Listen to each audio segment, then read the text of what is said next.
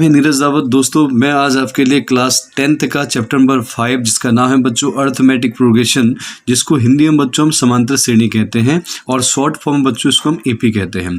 तो बच्चों आज की क्लास में आज के लेक्चर में हम पढ़ने वाले हैं अर्थमेटिक प्रोग्रेशन का कॉन्सेप्ट कि अर्थमेटिक प्रोग्रेशन क्या होती है और उससे बच्चों रिलेटेड जितने भी क्वेश्चंस होते हैं उनके बारे में हम बात करेंगे।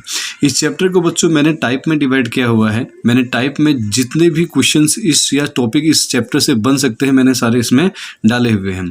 तो बच्चों पहली चीज़ हम स्टार्ट करते हैं अर्थमेटिक प्रोग्रेशन के कॉन्सेप्ट को। तो कॉन्सेप्ट से पहले मैं आपको बता दूं अर्थमेटिक प्रोग्रेशन क्या है। अर्थमेटिक प्रोग्रेशन बच्चों एक सीक्वेंस है और सीक्वेंस का पता आपको होना चाहिए। सीक्वेंस क्या होती है पहले हम ये समझ लेते हैं।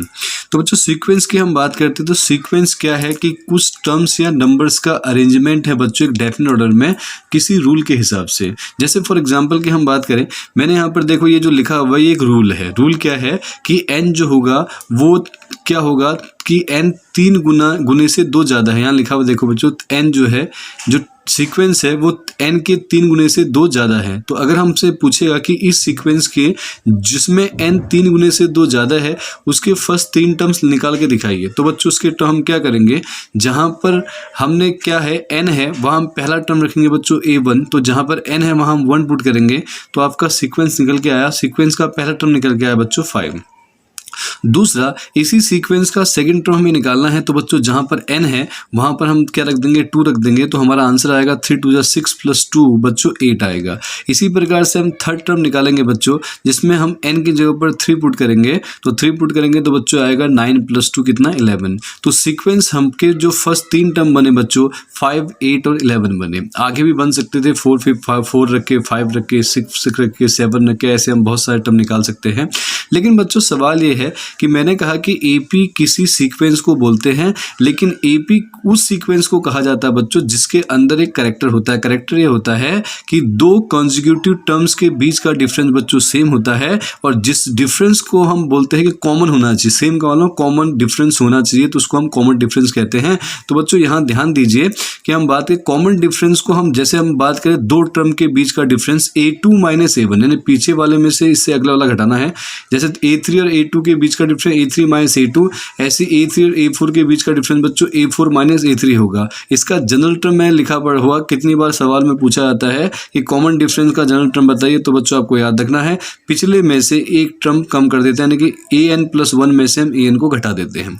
अब बच्चों बात करते हैं, मैंने जो कैरेक्टर की बात की थी अर्थमेटिक प्रोग्रेशन में, आप देखिए जो सीक्वेंस पीछे हम निकालती 5 8 11 ऐसे आगे बढ़ रही, इसको हम इस सीक्वेंस को हमने एपी का नाम दिया है। क्यों नाम दिया बच्चों, क्योंकि आपको पता है इन दोनों के बीच का डिफरेंस 3 है, इन दोनों के बीच का डिफरेंस 3 है, ऐसी डिफरेंस 3 3 होता हुआ आगे चलेगा। तो मैंने कहा था उस सीक्वेंस को हम अर्थमेटिक प्रोग्रेशन कहते हैं जिसमें 2 कंसेक्यूटिव टर्म के बीच का डिफरेंस बच्चों सेम होता है। तो हमने यहाँ पर क्या किया, इसको इस सीक्वेंस को एपी का नाम दिया हुआ है। आगे बच्चों हम बात करते हैं क्या कि अगर मान लीजिए कि क्या आपको एपी के 3 आप टर्म इस सीक्वेंस के इस एपी के 3 टर्म आपको पता है बच्चों और आपसे कोई टर्म पूछ दिया, मान लो आपसे पूछा इसका 55 टर्म बताइए, इसका 60 टर्म बताइए, तो उस टर्म को हम कैसे फाइंड करेंगे, ऐसे ना करते हुए डायरेक्ट कैसे निकालेंगे। तो इसके लिए बच्चों हमने क्या किया है, एक जनरल टर्म बनाया हुआ है और हम एपी के nth टर्म को जो भी निकालना होता है, जैसे कि मैंने आपको बोला 55 टर्म 60 टर्म 75 टर्म, जो भी टर्म है उसको हम nth टर्म मान लेते हैं और उसी nth टर्म को बच्चों हम जनरल टर्म का नाम देते हैं। तो बच्चों ये जनरल टर्म निकालते कैसे हैं, हम क्या करते हैं बच्चों, जो फर्स्ट टर्म है उसमें प्लस कर देते हैं रिमेनिंग टर्म। जैसे मान लो अगर सपोज करो, अभी मैं आपको बता रहा हूँ जरा समझिए इस बात को, अगर एपी का सेकंड टर्म आपको फाइंड करना है तो आपको फर्स्ट टर्म में जो आपका पहला टर्म है उसमें क्या प्लस करना है, रिमेनिंग टर्म। एक 2 टर्म थे, एक ले लिया तो एक बचा ना रिमेनिंग। इसी प्रकार 3 टर्म है, एक ले लिया तो कितने बचे बच्चों, 2 बचे और उसको मल्टीप्लाई कर देते हैं बच्चों किससे, डी से। डी का मतलब कॉमन डिफरेंस। फिर दोबारा किसी एपी का nth टर्म निकालने के लिए हम फर्स्ट टर्म में रिमेनिंग टर्म प्लस करके इनटू में कॉमन डिफरेंस कर देते हैं, जिसका फॉर्मूला बनता है बच्चों an बराबर a + n - 1 इंटू डी। इसी प्रकार से मैंने एग्जांपल के तौर पर लिखा हो बच्चों, थर्ड टर्म निकालने का तरीका मैंने बताया आपको। पहला टर्म में आपको रिमेनिंग टर्म प्लस करने हैं। जैसे 100 टर्म है तो पहला टर्म ले लिया, रिमेनिंग कितने बचे, 100 में से एक ले लिया तो बचे 99 टर्म।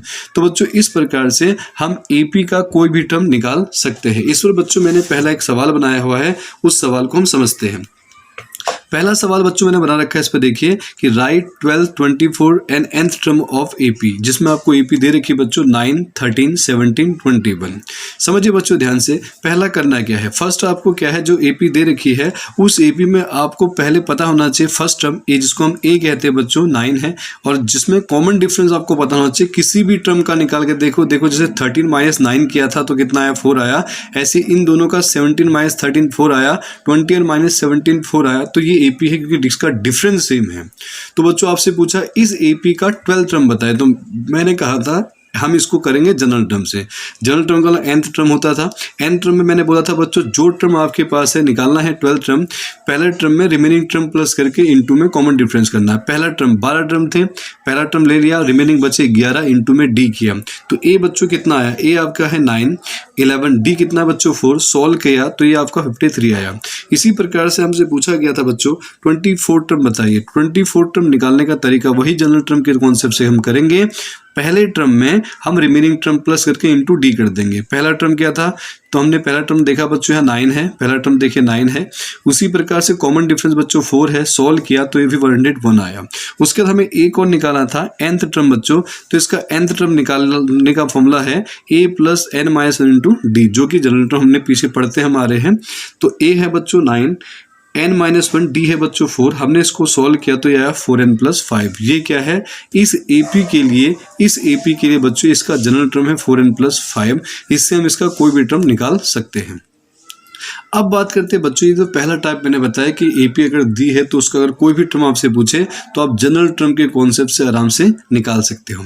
अगली बात बच्चों हम करते हैं, अगर मान लो एक दूसरे टाइप का सवाल आया। सवाल क्या आया बच्चों, आपसे बोला if 2x, x + 10 and 3x + 2 are in AP, और आपको बोला find x, the value of x आपसे पूछा, find the value of x आपसे पूछा कि आप x की वैल्यू बताइए। तो बच्चों कैसे निकालेंगे, तो पहले कॉन्सेप्ट की हम बात कर ले हैं। इस पे क्या कॉन्सेप्ट आपका काम आएगा बच्चों, आपको ध्यान देना है। अगर AP में 3 टर्म, कोई भी 3 टर्म अगर AP में है तो मैंने इनको नाम दे दिया A, B और C। अगर ये AP में है तो मैंने कहा था डिफरेंस सेम होना चाहिए। तो डिफरेंस किसका, 2 कॉन्जिक्यूटिव टर्म का। जैसे A और B का डिफरेंस बच्चों B- से, B और C का डिफरेंस बच्चों C- भी बराबर होना चाहिए। तो B को उठा के यहाँ लाया तो 2B बराबर, ये इधर आके प्लस हो गया तो 2B बराबर A + C। ये इस सवाल को करने का बच्चों कॉन्सेप्ट है कि अगर 3 टर्म कभी भी अगर AP में हो तो हमेशा आपको 2B बराबर A + C ही अप्लाई करना है। इसमें से A ये है बच्चों, B ये है और ये C है। अब देखिए अगर हम इस सवाल को करें, 2B की जगह पर वैल्यू है बच्चों x + 10,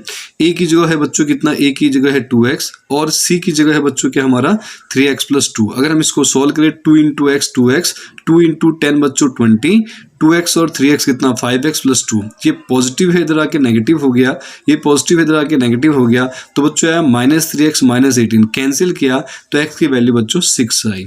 तो ये हमने पढ़ा दूसरा टाइप कि अगर 3 टर्म AP में है तो हम उसको कैसे सॉल्व कर सकते हैं। अगले टाइप की हम बच्चों बात करते हैं, नेक्स्ट टाइप की बात हम करें। नेक्स्ट टाइम हमारा क्या आता है बच्चों, अगले टाइप की हम थोड़ी सी बात कर लेते हैं कि अगर हमसे ये पूछ दे कि अगर AP में हमें कोई टर्म बताना है लेकिन बच्चों लास्ट से बताना है। तो यहाँ पर क्वेश्चन लिखा गया है फाइंड 6 टर्म ऑफ AP 17, 14, 11 और दे रखा -40 फ्रॉम एंड या लास्ट से। तो बच्चों इसका कॉन्सेप्ट क्या है कि जब भी आपको AP का कोई भी टर्म लास्ट से पूछ रहा है, एंड से पूछा छठा टर्म, तो आपको क्या करना है, AP को पीछे से लिखना शुरू करना है। पीछे से लिखने का तरीका क्या है, आपको देखना है पहले इनके बीच का डिफरेंस कितना बच्चों, 3 का डिफरेंस है। 14 में से अगर हम 17 लेस करेंगे तो कितना आएगा, 3 आएगा। तो यहाँ से हम अपनी AP 1-2 टर्म लिखेंगे पीछे से। -40 बच्चों से 3 लेस किया तो -37, ऐसे ही करते हुए 11, 14 और कहाँ तक आएंगे, 17 तक हम आएंगे। तो इसमें देखो बच्चों वही कॉन्सेप्ट मैं लगा रहा हूँ सेम, कि जो अभी हमारा लास्ट टर्म था अगर हमने AP को पीछे से लिखना शुरू किया तो ये फर्स्ट टर्म बन गया और इसका D निकाला बच्चों, तो D कैसे आया हमारा A2 - A1, तो माइनस प्लस हो गया। 40 में से 37 लेस किया बच्चों तो कितना आया, 3 आ गया। तो D कितना निकला हमारा बच्चों, 3 आ गया। अब मैंने 6 टर्म निकाला फ्रॉम लास्ट से, वही कॉन्सेप्ट जो हमने पीछे पढ़ा था। 6 टर्म पूछा है, पहला टर्म रिमेनिंग टर्म बचे हैं कितने, 6 थे, 1 ले लिया तो 5 बच्चे बच्चों, इनटू में D आ गया।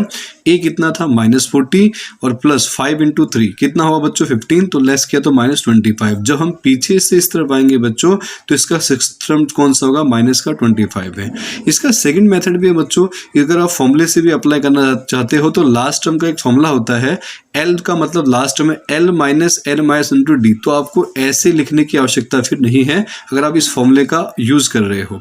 आपको क्या करना है, डायरेक्ट यहाँ पर चेक करना है लास्ट टर्म कितना बच्चों -40, और यहाँ से कॉमन डिफरेंस निकालना। तो कॉमन डिफरेंस का कितना आएगा बच्चों, जो भी है -3 हमारा कौन जो आएगा यहाँ पे। तो हम यहाँ पर क्या करेंगे, इसमें रखेंगे यहाँ पे एल माइनस में बच्चों एन क्या था 6 टर्म पूछा था, तो यहाँ 6 - 1, और डी मैंने आपको बताया कि डी कितना है बच्चों इसका -3 होगा जब हम इसको सॉल्व करेंगे। ठीक है, यहाँ 14 - 17 किया तो कितना आया 3, डी इसका रखना। यहाँ पर क्या किया तो हमने आगे सॉल्व करेंगे -40 प्लस में माइनस माइनस प्लस हो जाएगा बच्चों, तो आया कितना 15, -40 + 15 बच्चों कितना -25। तो आप ऐसे भी कर सकते हो और बच्चों दूसरे तरीके से ये भी कर सकते हो। ठीक है, अगली चीज़ बच्चों, अगला टाइप मैंने बनाया है किसके लिए, मिडिल टर्म के ऊपर। Find the middle term of AP 7, 13, 19 और ये आपको 241। आपको क्या करना है, मिडिल टर्म बच्चों हमेशा जब एक फाइनाइट एपी होगी, फाइनाइट का मतलब बच्चों डेफिनेट नंबर होंगे, तभी जाके आप मिडिल टर्म निकाल सकते हो। जैसे बच्चों सिंपल से अगर हम इसके कॉन्सेप्ट की बात करें, मैं आपको बता रहा हूँ, ध्यान देना। मान लो किसी एपी में बच्चों 1, 2, 3, 4, 5 टर्म बच्चों। अब मैं आपसे कहता हूँ इसका मिडिल टर्म बताओ, तो मिडिल टर्म क्या होगा इसका बताओ, एक बीच वाला ना एकदम, तो 1, 2, 1, 2, तो मिडिल टर्म बच्चों ये होगा। ठीक है, अगर मैं आपसे कह दूं क्या कि इसका मतलब इसके पास अगर यहाँ पर 1, 2, 3, 4, 5 थे, 5 का मतलब बच्चों n जो है 5 है, 5 एक ऑड नंबर है, तो इसका मतलब इसके पास एक ही मिडिल टर्म होगा। कौन सा होगा उसकी हम बात अभी करेंगे। अगर बच्चों मान लो यही 1, 2, 3, 4, 5, 6 हो जाते हैं, तो 6 में अब बताओ मिडिल टर्म कौन सा होगा। 1, 2, 3 यहाँ से गिनो, 1, 2, 3 यहाँ से गिनो, तो इसका मतलब इसके 2 मिडिल टर्म, ये भी हो सकता है और ये भी हो सकता है। तो बच्चों इसका मतलब हमने 1, 2, 3 तीसरा भी हो सकता है और चौथा भी हो सकता है। तो इसके लिए हमने कॉन्सेप्ट बनाए कि अगर ऑड होगा तो मिडिल टर्म 1 है, और अगर बच्चों इवन है तो मिडिल टर्म 2 होंगे। तो हमने इसका कॉन्सेप्ट क्या बनाया कि अगर n इवन है बच्चों तो इसके 2 मिडिल टर्म होंगे, एक तो होगा n/2 वाला और एक होगा n/2 से ज़्यादा। ठीक है, और अगर ऑड हुआ बच्चों तो आपके पास एक मिडिल टर्म होगा जो होगा n + 1/2। तो इसका मतलब ये हुआ कि आपको मिडिल टर्म निकालने के लिए पहले पता होना चाहिए n से आप डिसाइड करोगे कि इवन है कि ऑड है, ताकि आप बता सको कि इसका मिडिल टर्म कौन सा है। तो बच्चों सवाल से इसको समझते और भी अच्छे से। आपको क्वेश्चन बोला था 7, 13, 19, 241। तो बच्चों पहले हमने क्या किया, इसका a निकाला और इसका d निकाला। तो a और d निकला, a निकला 7 और d निकला बच्चों 6। तो मैंने क्या किया, पहले n टर्म निकालेंगे।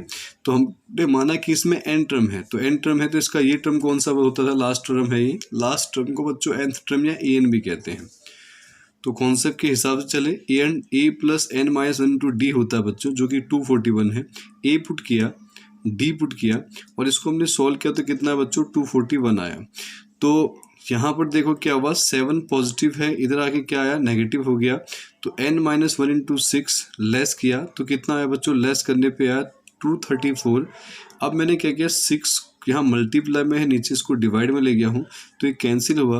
तो कितना है 39। तो हमें n चाहिए, n - 1 39 आया है। तो n -1 है तो -1 जाके पॉजिटिव हो जाएगा तो n आ जाएगा 40। तो इसका मतलब 40 कौन सा टर्म बच्चों, इवन है। मैंने बताया था इवन है तो 2 टर्म होते हैं, एक तो 40/2 वाला होगा n/2 और होगा उससे 40/2 + 1। तो 40/2 की हम बात करें बच्चों तो 40/2 कितना होता है, तो 40/2 की हम बात करें तो 40/2 बच्चों हमारे पास होगा, कौन सा टर्म हमारा होगा 40/2, तो 40/2 हमारा होगा 20th टर्म।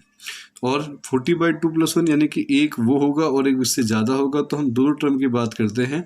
तो इसका मतलब मिडिल टर्म 20वां और 21वां होगा। तो 20 टर्म है कौन सा, तो हमने सॉल्व किया a + 19d तो यह 121। दूसरा हमने सॉल्व किया बच्चों 21 टर्म तो a + 20d तो सॉल्व किया तो 127। तो इसके 2 मिडिल टर्म होंगे। और अगर बच्चों ऑड होता, अगर n 39 आता तो हम बोलते एक ही होगा, जो कि मैंने बताया था n + 1/2 से होगा। ठीक है, तो आपसे दोनों सवाल आप बना सकते हो, ऑड के भी और इवन के भी। बस कॉन्सेप्ट को थोड़ा सा ध्यान देना, आपको सवाल आराम से हो जाएंगे। आगे बच्चों हम बात करते हैं एक लास्ट टाइप, जिसमें हम बात करें टाइप 5th की, जिसमें मैंने बोला है कि आपको फर्स्ट नेगेटिव टर्म पूछा जाता है बहुत बार। होता क्या है बच्चों, कभी कभी ऐसा होता है कि कोई एपी जो है लगातार घट रही होती है। अब घटते घटते आपको पता है एक टाइम पे इसका नेगेटिव टर्म भी तो स्टार्ट होगा, कि मान लो कि यहाँ जीरो के बाद आगे बढ़ जब ये जाएगा जीरो से उस तरफ, तो उस तरफ नेगेटिव आएगा। तो यही पूछा है कि अगर ये एपी इस रफ्तार से घटते जाए तो इसका पहला नेगेटिव टर्म कौन सा होगा। तो कॉन्सेप्ट कहता है कि जो भी नेगेटिव टर्म होगा वो एन होगा, और जो भी होगा वो जीरो से छोटा होगा। तो बच्चों हमने क्या किया है, इसमें जब सोल्यूशन हमने सॉल्व किया तो ये था ए निकाला है और डी निकाला है। डी कैसे निकालते हैं मैंने बताया था, a2 माइनस a1 होता है बच्चों, तो डी की वैल्यू है -3। अब मैंने बोला है यहाँ पे कि जो भी नेगेटिव टर्म होगा मानेंगे तो एन थी, तो लिखा let the nth term of the AP with the first negative term. तो पहला नेगेटिव टर्म होगा, मैंने कहा नेगेटिव टर्म हमें नहीं पता कौन सा है, तो हमको पता है पर जीरो से छोटा होगा। जो भी nth टर्म होगा नेगेटिव होगा, नेगेटिव जीरो से छोटा होता है। तो बच्चों इस कॉन्सेप्ट को हमने सॉल्व किया तो एन हमारा है a plus n minus 1 into D, और लेस देन जीरो है बच्चों। ए कितना है आपका 184, ए प्लस में n माइनस 1, डी की वैल्यू बच्चों -3 है, यहाँ पुट कर दी गई है। तो हमने 184 पॉजिटिव है, इधर आके नेगेटिव हो गया बच्चों, और यहाँ पे -3 से मल्टीप्लाई कर दिया है अंदर, -3n प्लस में 3, ये आ गया माइनस का 184। तो बच्चों ये पॉजिटिव है, इधर आके नेगेटिव हो गया -187। अब यहाँ पर ध्यान देने वाली बात बच्चों ये है, इसको हम बोलते हैं इनइक्वालिटी। तो इनइक्वालिटी का एक रूल होता है बच्चों कि अगर आप किसके आगे किसी भी नेगेटिव, यानी कि देखो यहाँ ध्यान देना कि अगर हमारे पास यहाँ पर एक वेरिएबल का काम कर रहा है, ये एक नंबर है, नंबर से इस अब यहाँ आपको पता है कि n, मैंने अगर हम इस कॉन्सेप्ट में पढ़े तो n कभी नेगेटिव नहीं होता, n की वैल्यू हमेशा एक नेचुरल नंबर होती है, क्योंकि आपको पता है first term, second term, third term, fourth term होता है ना। किसी भी सीक्वेंस को आप बनाओ तो पहले, दूसरे, तीसरे जैसे बढ़ाओगे। किस सीक्वेंस में नेगेटिव टर्म तो हो नहीं सकते, इसमें -5 टर्म है, -6 टर्म है, ऐसा तो हो नहीं सकता ना। तो नेगेटिव नहीं होगा, तो नेगेटिव को हटाने के लिए इनइक्वालिटी का एक रूल है बच्चों। रूल क्या है कि इनइक्वालिटी को जब भी नेगेटिव से डिवाइड किया जाता है तो इनइक्वालिटी का साइन रिवर्स हो जाता है। याद रखना, इनइक्वालिटी में जब भी n के आगे नेगेटिव लिखा है तो ये नेगेटिव नहीं हो सकता, तो इसलिए इनइक्वालिटी कहती है कि आप इसको नेगेटिव से डिवाइड करो। तो अगर हम इसको डिवाइड करेंगे तो डिवाइड करने पे क्या होगा बच्चों, इसका साइन रिवर्स हो जाएगा। तो यहाँ पर साइन रिवर्स कर रखा है और ये नेगेटिव का साइन चला गया। तो यहाँ बच्चों सॉल्व किया तो यार 62.33 आया। आपको पता है कि n मैंने बोला एक नेचुरल नंबर से बिलोंग करता है, नेचुरल नंबर होता है। तो ये कह रहा है कि n की वैल्यू 62.33 से बड़ी होती है। तो 62.33 से बड़ा नेचुरल नंबर कौन सा था बच्चों, 63। तो हम यहाँ पर लिखेंगे 63 टर्म जो होगा इसका with the first negative term, वही नेगेटिव टर्म होगा। अगर मैं इसको निकाल के देखूँ यहाँ बच्चों, तो निकाल के देखने पर a प्लस 62 आया, 184 प्लस का 62 इंटू -3, सॉल्व किया तो बच्चों -2 आया। तो ये इसका कौन सा है, पहला नेगेटिव टर्म होगा। तो नेगेटिव टर्म के कॉन्सेप्ट को आपको अच्छे से समझना है, जो मैंने आपको बताया है इनइक्वालिटी का रूल, कि नेगेटिव से डिवाइड करने पर हमेशा साइन रिवर्स हो जाता है। तो इसी के साथ बच्चों सारे टाइप मैंने आपको बता दिए। अगर आप लोग चाहते हो तो मैं इसकी एनसीईआरटी भी आपको करा सकता हूँ आराम से। अगर आपको अच्छा लगा दोस्तों तो इस चैनल को सब्सक्राइब और शेयर जरूर करें। तब तक के लिए थैंक यू।